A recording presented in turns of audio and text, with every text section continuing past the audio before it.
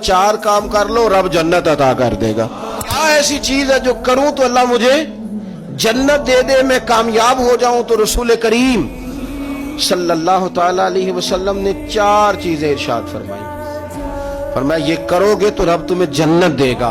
या रसूलल्लाह कौन सी? हुजूर ने फरमाया सबसे पहले खाना खिलाया करो। फिर हुजूर फरमाने लगे सलाम को आम करो, एक दूसरे के साथ अस्सलामु अलैकुम इसको फैलाओ। और तीसरा हुजूर ने फरमाया रिश्तेदारों के साथ अच्छा सलूक करो। और चौथा फरमाया रात को उठ के नमाज पढ़ा करो। ये चार काम कर लो रब जन्नत अता कर देगा। रात को उठ के नमाज पढ़ो, खाना खिलाओ, सिला रहमी करो, सलाम आम करो।